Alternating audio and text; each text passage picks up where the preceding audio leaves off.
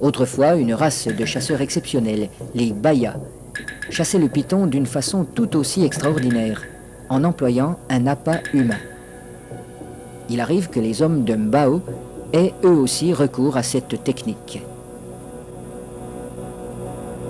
Naina, le chef pisteur, va introduire une jambe dans le terrier et la fera avaler volontairement par le python.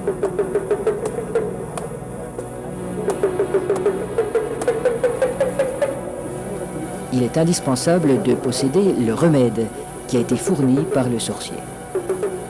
Cette mystérieuse préparation, à base d'herbes et de racines écrasées, n'a pas qu'un effet psychologique. Elle a le pouvoir d'attirer le serpent tout en protégeant la jambe du pisteur.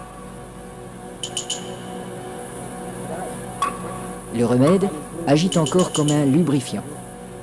En imprégnant un tissu qui entoure la jambe, il facilite sa pénétration dans la gueule du reptile.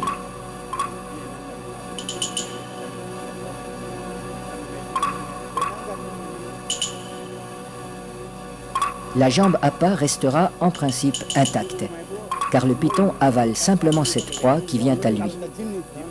À peine sera-t-elle attaquée superficiellement par les sucs digestifs.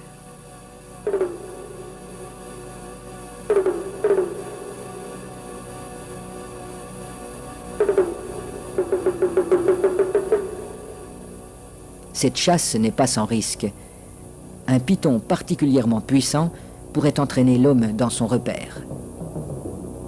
La jambe restée à l'extérieur limite ce danger, mais le pisteur court le risque d'être désarticulé.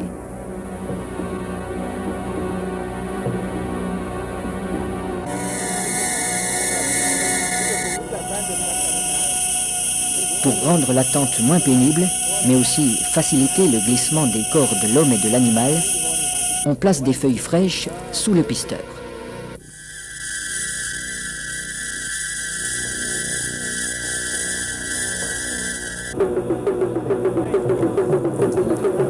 Sa jambe est déjà avalée au-delà du genou quand il commande qu'on le tire en arrière.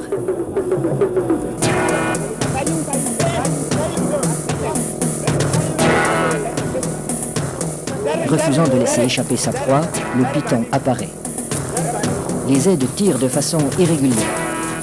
Il secoue le python pour l'empêcher de trouver un point d'appui. Le pisteur relève son pied à angle droit pour ferrer le serpent, à la manière d'un hameçon. L'animal se sent piégé, mais il ne peut plus lâcher la jambe. Le python est maintenu allongé. Il faut éviter qu'il ne s'enroule. Cette position lui enlève une grande part de sa force. Pour dégager sa jambe, Naina déchire la gueule du python au couteau.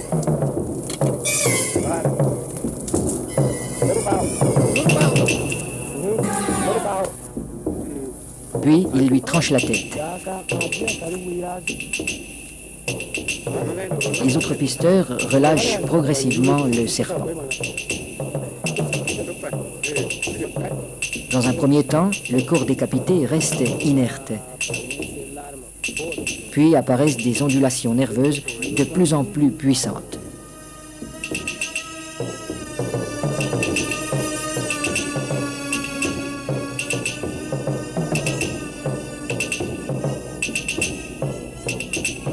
Il bougera ainsi pendant près d'une heure, prenant presque des positions d'attaque comme s'il cherchait toujours, au-delà de la mort, à menacer ses assaillants.